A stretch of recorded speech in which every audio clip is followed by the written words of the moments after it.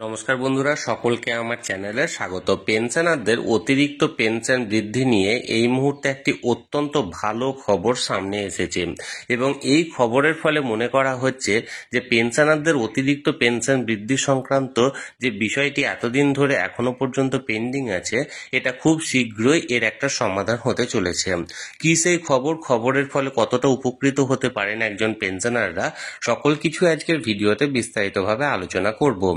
ভিডিওটি সকল ধরনের পেনশনারদের জন্য অত্যন্ত গুরুত্বপূর্ণ, তাই প্রথম থেকে শেষ পর্যন্ত অবশ্যই ধৈর্য সহকারে দেখবেন এবং ভালো লেগে থাকলে অবশ্যই একটি লাইক করবেন এবং সকলের সঙ্গে শেয়ার করবেন। আর সেই সাথে এই চ্যানেলে যদি প্রথমবার হয়ে থাকেন, এই রকমের ইনফরমেটিভ ভিডিও আরও দেখার জন্য যারা এখনো পর্যন্ত চ্যানেলটিকে সাবস্ক্রাইব করেননি, তারা অবশ্যই চ্যানেলটিকে সাবস্ক্রাইব করে নিতে ভুলবেন না।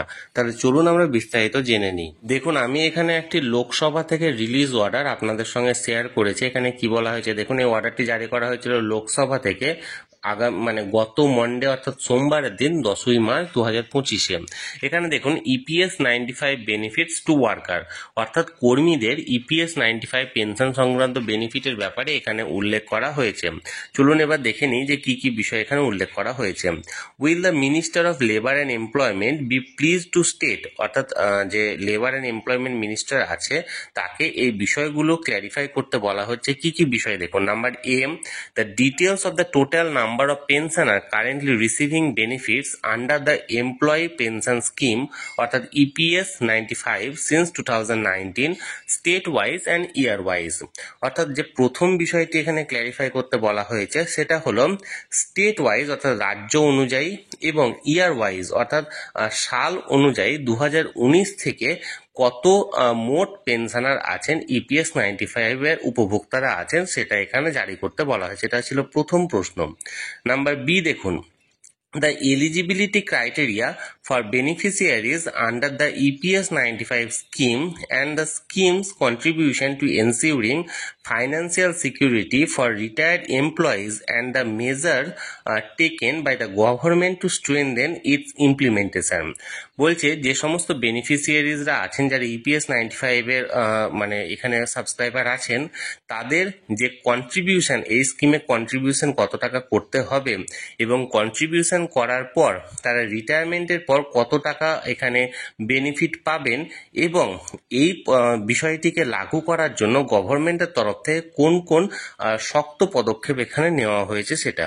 নাম্বার সি দেখুন, the mechanism that are in place to ensure a hassle-free grievance redressal system by the government for EPS 95 pensioner like delay or discrepancies in pension payment। অর্থাৎ ইপিএস 95 যে সমস্ত পেনশনাররা আছেন, ইপিএস 95 পেনশনের উপভোক্তারা আছেন, তাদের পেনশন পেমেন্ট এবং পেনশনটা সহজভাবে যাতে তারা সরকারের কাছ থেকে পেয়ে যান, অর্থাৎ কোনো রকম কোনো ঝামেলা ছাড়া, তার জন্য কোন কোন পদক্ষেপ নেওয়া হয়েছে। নাম্বার ডি দেখুন, whether the government is considering to extend EPS 95 benefits to gig worker and informal sector employees to expand the reach of pension security, if so the details thereof। অর্থাৎ এই দু ধরনের যে কর্মীরা আছেন, অর্থাৎ গিগ ওয়ার্কার এবং ইনফর্মাল সেক্টরের যে সমস্ত কর্মীরা আছেন, এই সমস্ত কর্মীদের ইপিএস 95 পেনশনের বৃদ্ধি সংক্রান্ত বা তাদের পেনশন পাওয়ার বিষয় নিয়ে গভর্নমেন্টের তরফ থেকে কোন পদক্ষেপ গ্রহণ করা হয়েছে। অ্যান্ড অর্থাৎ এবং 5 নম্বরটা দেখুন, whether the government has undertaken and any initiative to reassess and address the long-standing demand for dearness allowance, health benefit and full pension for nominees under the aforementioned scheme, and if so the details thereof। অর্থাৎ সরকারের তরফ থেকে কোন কোন পদক্ষেপগুলো নেওয়া হয়েছে, যেখানে যে সমস্ত পেনশনাররা পেনশনের নমিনিরা, অর্থাৎ কোনো পেনশনারের যদি দুর্ভাগ্যবশত মৃত্যু ঘটে থাকে, তাহলে তার নমিনিরা কোন কোন ধরনের হেলথ বেনিফিট পাবেন, কত টাকা ডিয়ারনেস অ্যালাউন্স বাবদ পাবেন এবং ফুল পেনশন কত টাকা পাবেন, সেই বিষয়ে কোন কোন পদক্ষেপ নেওয়া হয়েছে। অর্থাৎ এই 5টি প্রশ্ন এখানে লোকসভাতে তোলা হয়েছিল গত 10ই মার্চ 2025-এ লেবার অ্যান্ড এমপ্লয়মেন্ট মিনিস্টারের কাছে। এই 5টি পেনশন সংক্রান্ত প্রশ্নের পাশাপাশি লেবার অ্যান্ড এমপ্লয়মেন্ট মিনিস্টারের কাছে প্রোরেটা নিয়ম পেনশনের সংক্রান্ত আরো 5টি প্রশ্ন এখানে করা হয়েছিল, সেগুলো চলুন এক নজরে আমরা দেখে নিই। দেখুন এখানে বলা হয়েছে prorata norms for pensions, will the minister of labour and employment be please to state, অর্থাৎ লেবার অ্যান্ড এমপ্লয়মেন্ট মিনিস্টারকে এই বিষয়গুলো ক্ল্যারিফাই করতে বলা হয়েছে।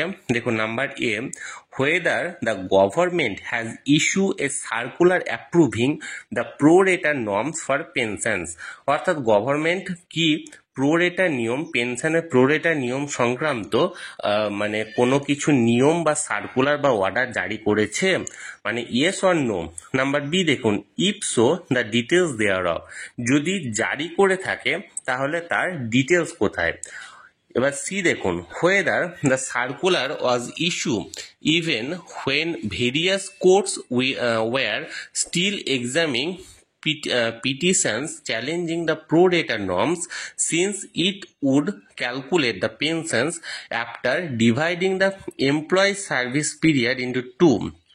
If so, the details thereof and reason thereof, অর্থাৎ যদি এইরকম কোনো সার্কুলার জারি করা হয়ে থাকে তাহলে সেগুলো পরীক্ষা নিরীক্ষা করার জন্য যে চ্যালেঞ্জ করা হয়েছিল সেই নিয়মের বেসিসে, এবং সেখানে অর্থাৎ সেই নিয়মে পেনশনটাকে সঠিক নিয়মে ক্যালকুলেশন করা এবং তাকে 2 বছরের সার্ভিসের জন্য ডিভাইড করার যে বিষয়টি সেটা এখানে কোথায় উল্লেখ করা হয়েছে।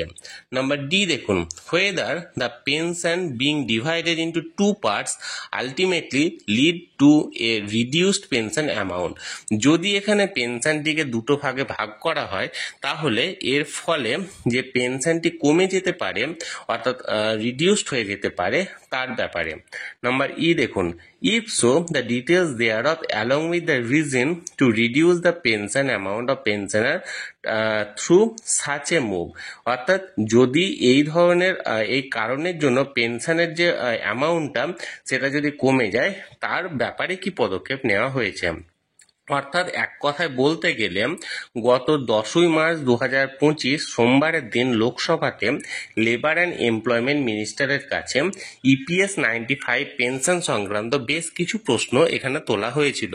প্রথম 5টি প্রশ্ন ছিল ইপিএস 95 বেনিফিটস টু ওয়ার্কার, অর্থাৎ কর্মীদের কি কি বেনিফিট পাবে সেই সংক্রান্ত, এবং শেষ যে 5টা প্রশ্ন ছিল সেটা হলো প্রো-রেটা নর্মস ফর পেনশন, অর্থাৎ পেনশনের যে প্রো-রেটা নিয়ম আছে সেগুলি সংক্রান্ত। এবার এই প্রশ্নগুলো যেহেতু লোকসভাতে তোলা হয়েছে লেবার অ্যান্ড এমপ্লয়মেন্ট মিনিস্টারের কাছে, আশা করা যাচ্ছে যে এই প্রশ্নোত্তরের ফলে এই বিষয়টি খুব তাড়াতাড়ি সমাধান হতে পারে। তাহলে বন্ধুরা, লোকসভার তরফ থেকে যে একটা সার্কুলার জারি করা হয়েছিল পেনশন বৃদ্ধি সংক্রান্ত বা ইপিএস 95 পেনশন সংক্রান্ত, সেই নিয়ে আমি সরাসরি আপনাদের সঙ্গে শেয়ার করলাম। যদি আপনাদের এই বিষয়ে কোনো রকম কোনো প্রশ্ন থাকে অবশ্যই কমেন্ট করে জানাতে পারেন, আমি চেষ্টা করব আপনাদের সকলের প্রশ্নের যথাযথ উত্তর দেওয়ার। আর ভিডিওটি ভালো লেগে থাকলে অবশ্যই একটি লাইক করুন এবং সকলের সঙ্গে শেয়ার করুন, আর সেই সাথে এই চ্যানেলে যদি প্রথমবার হয়ে থাকেন অবশ্যই চ্যানেলটিকে সাবস্ক্রাইব করে রাখুন। ধন্যবাদ, দেখা হচ্ছে পরের ভিডিওতে।